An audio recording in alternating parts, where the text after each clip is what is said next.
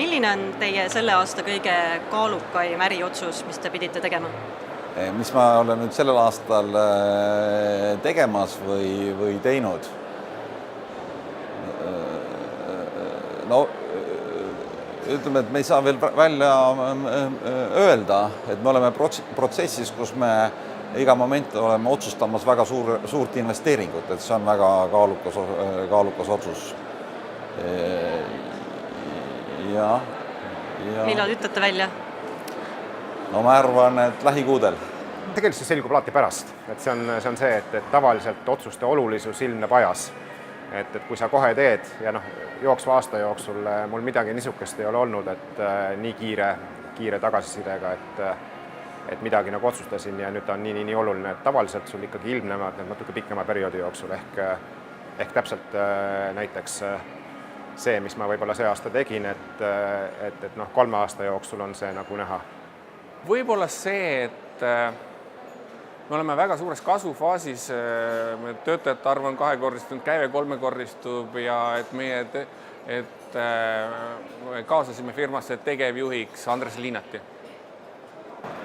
Selle aasta kõige kaalukam äriotsus oli seotud sellega, kui me pidime otsustama, et kas me 3. jaama, mida me ehitame, suudame avada veel sellel aastal ja otsustasime, et jõuame, et kuigi on tööd hästi palju olnud ja 3 jaama ühel aastal avada üksteise järel on keeruline, siis 3. me siiski avame veel uue selle aasta lõpus.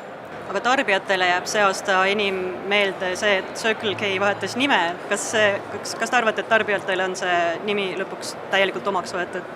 Kas ta nüüd täielikult omaks on võetud, aga väga üllatavalt kiiresti on ära harjutud sellega, nii et selle uuringute põhjal selle kaubamärgi tuntus on väga-väga kõrge ja see üllatab kõiki ka neid inimesi, kes selle brändi lansseerimisega on teistes riikides tegutsenud, et tundub, et Eesti on väike riik ja kui sa kordad ühte asja, siis lõpuks saab see mingil määral omaks. Mida te ootate järgmisest majandusaastast?